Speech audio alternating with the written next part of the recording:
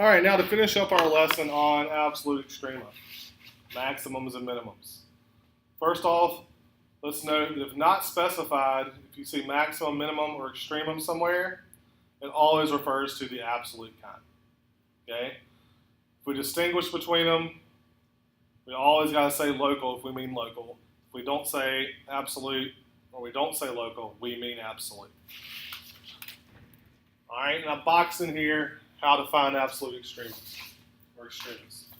Suppose that a function is continuous on a closed interval. That was the extreme value theorem. Then the absolute extrema of a function must occur in one of two places, either an endpoint or at a critical number. Okay, so either very ends of the graph or somewhere in the middle where there is a critical number, according to Fermat's theorem. All right, here's the procedure for finding absolute extrema. Find all critical numbers in the interval and compute the function values at those points. Compute the function values at the endpoints, and then just figure out which one's biggest and which one's smallest. Largest one is the maximum, absolute. Smallest is the absolute minimum. All right, let's take a look at this one. Find the absolute extrema of the function 2x cubed minus 3x squared minus 12x plus 5 on the interval -2, 4. Step 1, find the critical numbers. Critical numbers we can find by taking the derivative and setting it equal to 0. And where the derivative is 0 or undefined, that's a critical number. So we take the derivative. This is what, 6x squared minus 6x minus 12. Feel like we've done this one before. We set it equal to 0. This gives me, take a 6 out, gives you x squared minus x minus 2. We've already done it in a previous example. We've done some good practice here. Factor that out, that gives me x minus 2, x plus 1. So my critical numbers are -1 and +2.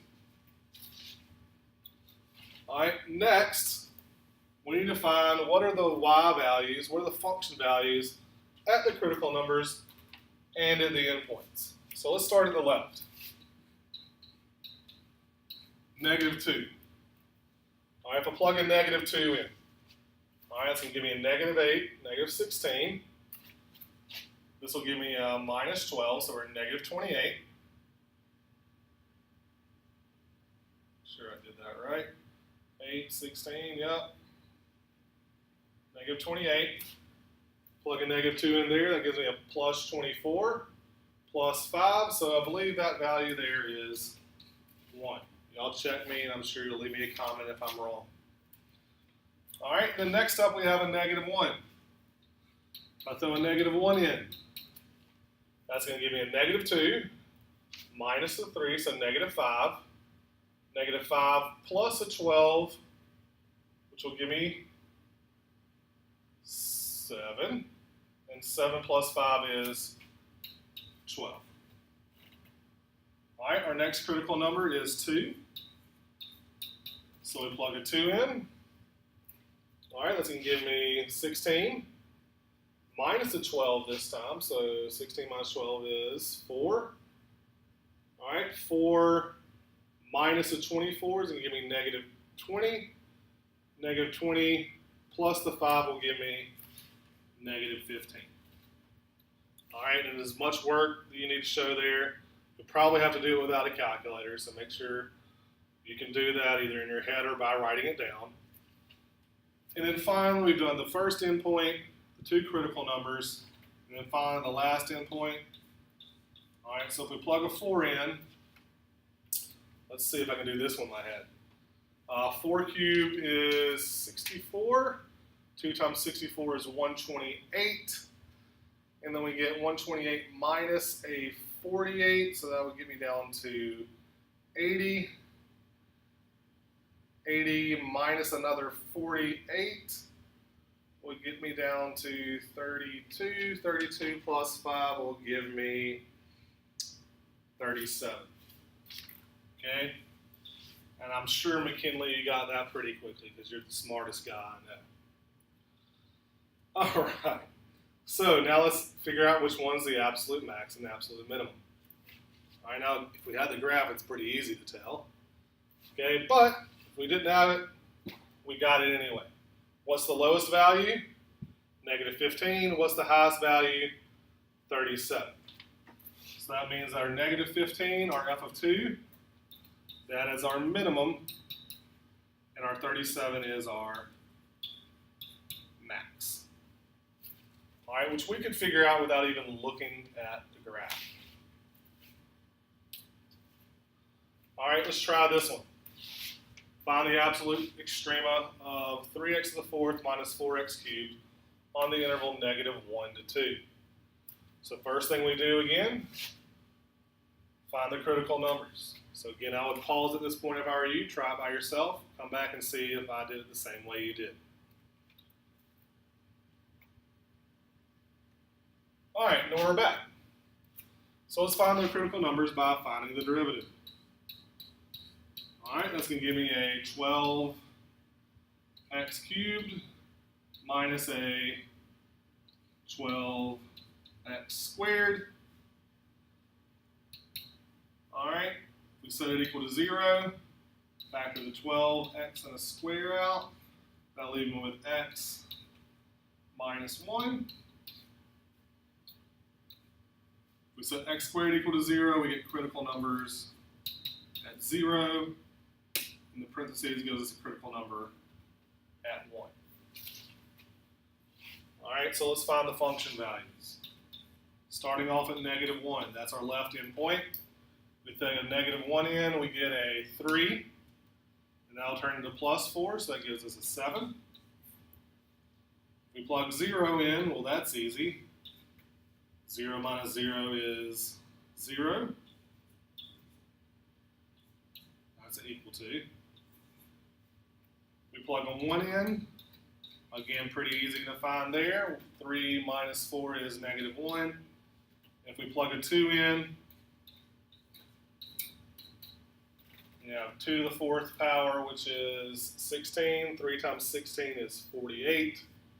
And then 48 minus 32, which I believe is going to give me 16.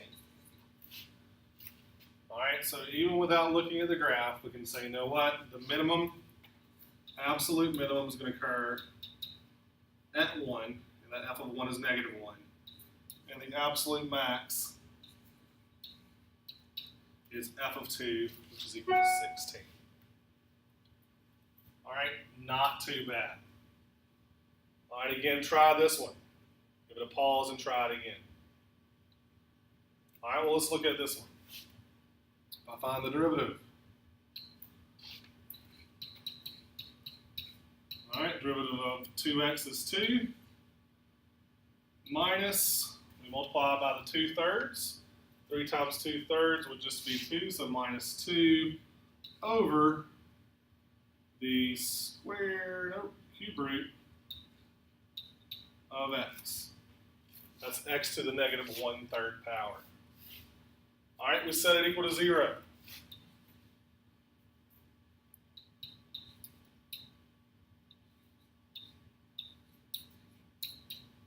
All right, can we solve this for x? I think we can. We can do what? Subtract the 2 over. You get negative 2 over the cube root of x.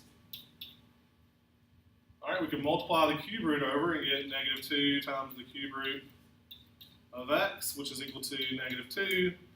Divide the negative 2 over, get the cube root of x is equal to 1. And if we cube both sides, we get a critical number at 1. Which we actually probably could have told right up here. If you plug a 1 in here, cube root of 1 is 1. 2 over 1 is 2. 2 minus 2 is 0. So there's one of our critical numbers. All right, but we also need to explore where this thing is undefined. And since your derivative does have something on the bottom, there's going to be a place where it's undefined. So what makes that fraction 0 on the bottom, which would make it undefined? 0. So we also have a critical number at 0.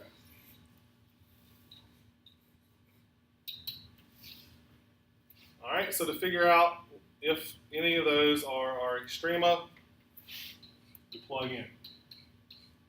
First off, we plug in the left endpoint, -1. That's going to give me a -2, -3, which will give me -5.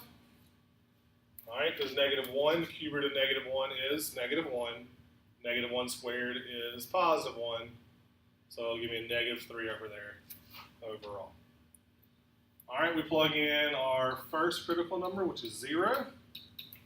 That's going to be easy. It's 0.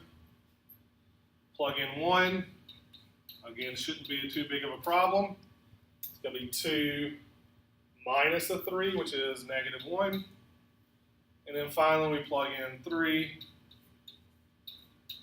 All right, which is going to give me what? 2 times 3 is 6. Minus 3 times 3 to the 2/3 power, so that'll be the cube root of 9. All right, the cube root of 9 is going to be something a little bit bigger than 2, not very much. And so that's actually, it's going to be a negative value there. Okay, because this is going to be a little bit bigger than 2, because cube root of 8 is 2, so this is a little bit bigger than 2. Number a little bit bigger than 2 times 3 will give me something a little bit bigger than 6. And 6 minus something a little bit bigger than 6 is going to give me negative something. Okay? If you had a calculator, you can tell me exactly what that is, or an approximate. All right. Don't need to know for sure, because we already have our max and min values. Okay? This is not going to be smaller than -5. All right, so we know that that up there, that f of -1, is our minimum value. And since we know this is less than 0, we know that f of 0 is our max. Okay, and if you're on a test doing this, once you realize that, hey, this is negative something, you don't have to worry about sticking the calculator if you have one, which you might not. All right, and finally the last example. Let's do a trig one. Okay, find the absolute extrema of f of x equals 2 sine x minus cosine of 2x on the interval 0 to 2 pi. So let's take the derivative to find our critical numbers. All right, the 2 stays there because it's coefficient. Derivative of sine is cosine, so 2 times the cosine of x. All right, then we got ourselves a chain rule.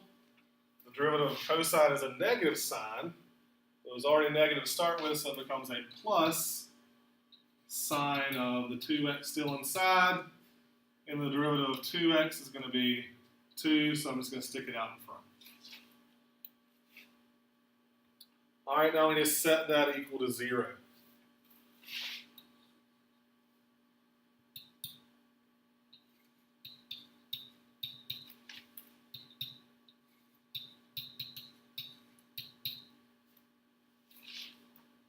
All right, well, we can definitely take away these two 2's because they're coefficients. We can divide them over and get 0 is equal to the cosine of x plus the sine of 2x.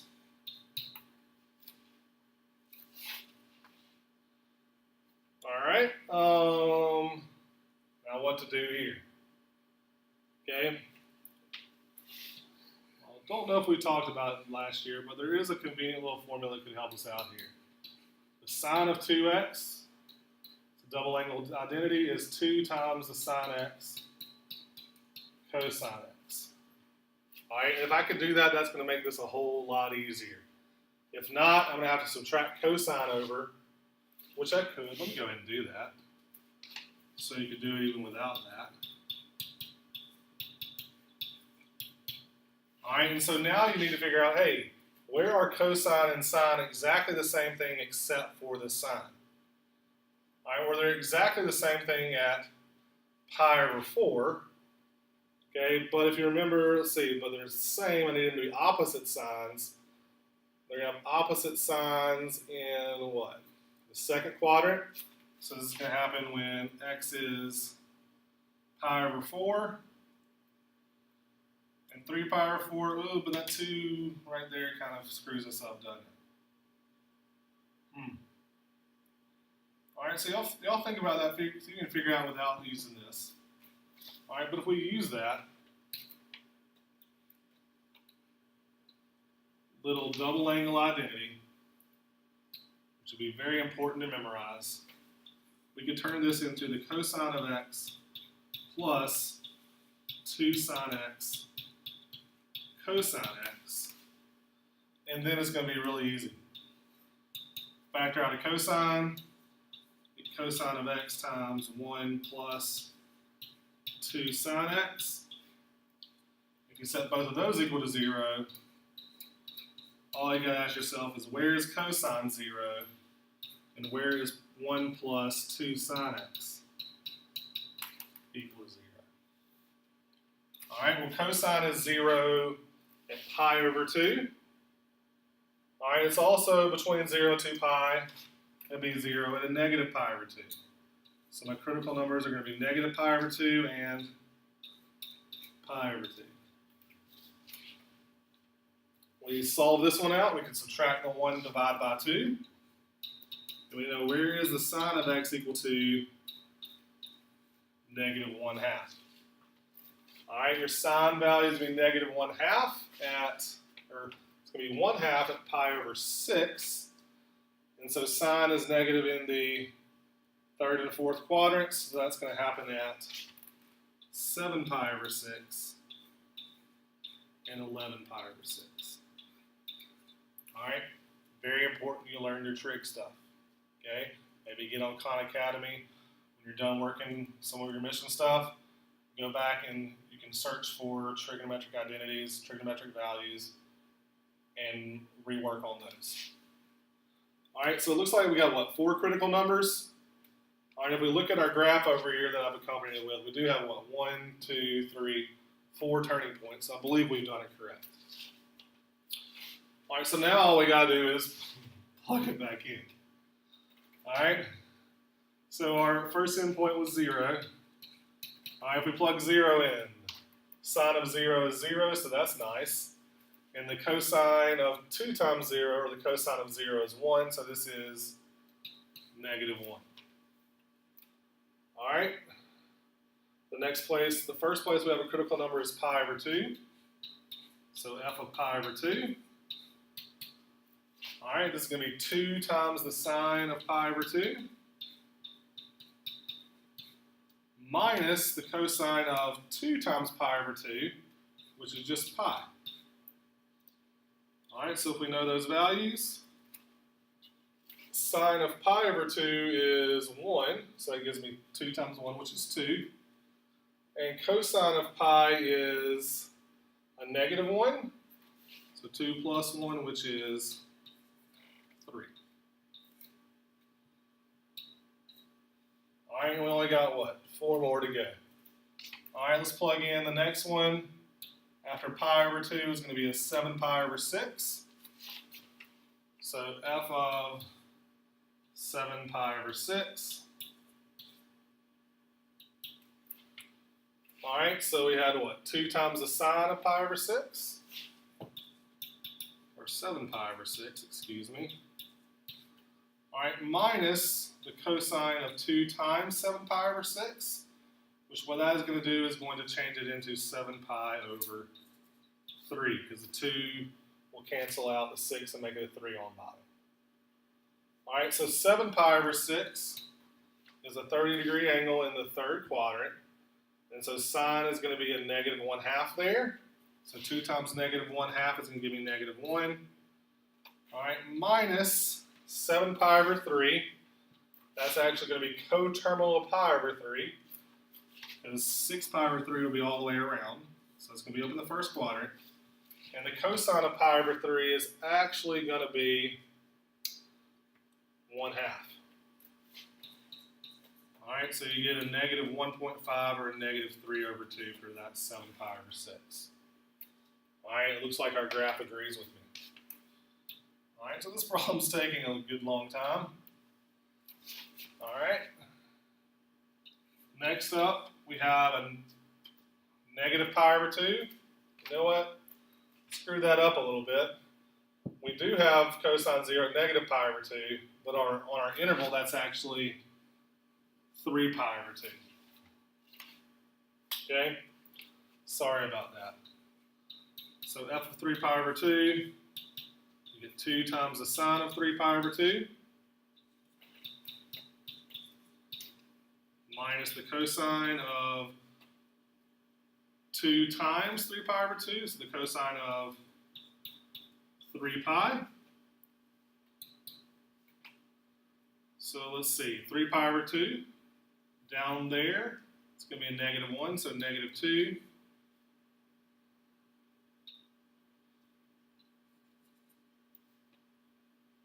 Minus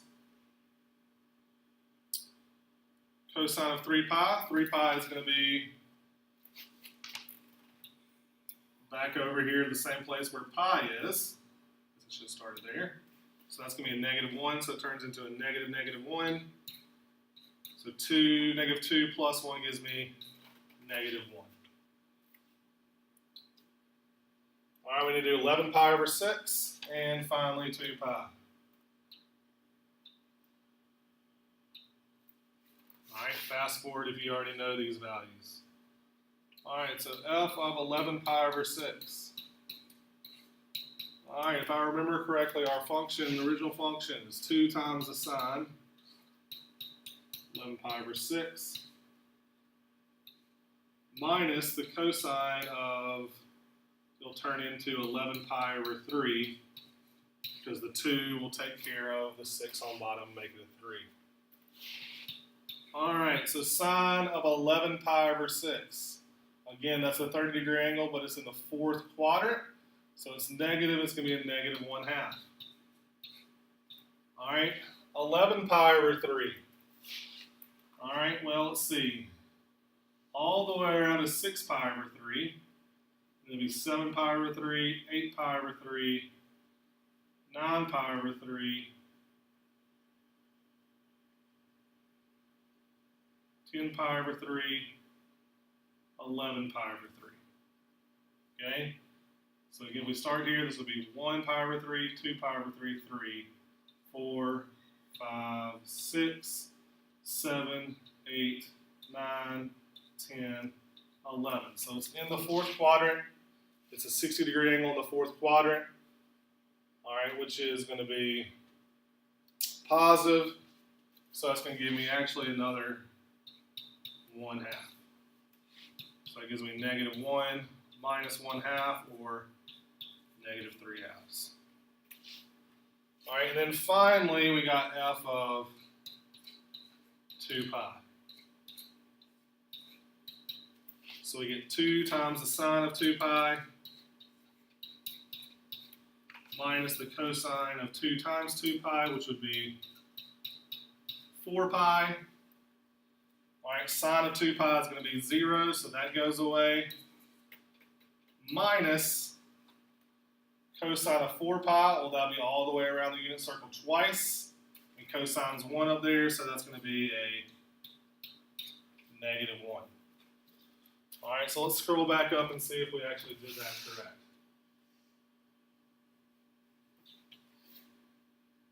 All right, so you got what? Negative 1,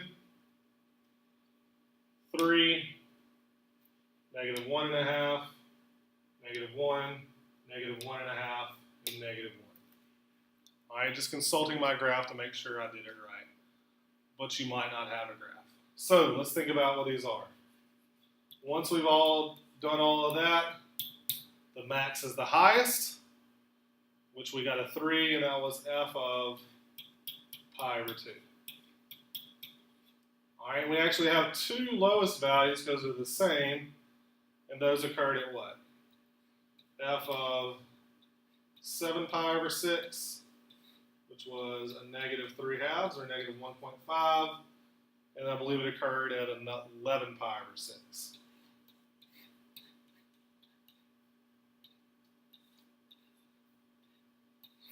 Which was negative 3/2. Those right there are your minimum values. All right, which I'm sure you could be a little more nice when you work it out and not have writing all over the place. All right, so that's it. Okay, that last one was a booger. All right, but mainly because it's trig and we're not the best at trig. Plus there was what? 6 things we had to plug in. Okay, but we can do it. Again, you need to review those values. At the very, very least, what are the values on the unit circle? Okay, and then this nice little trick over here, sine 2x equals 2 sine x cosine x, helped us out. Okay, if you can figure out how to do it without that, let me know. I'd be interested. All right, so at the very end, we got some problems to try. So try those out. Hopefully that shouldn't be as too bad because there's not a chain rule going on. So you should be able to do it. All right, good luck. See you on Monday.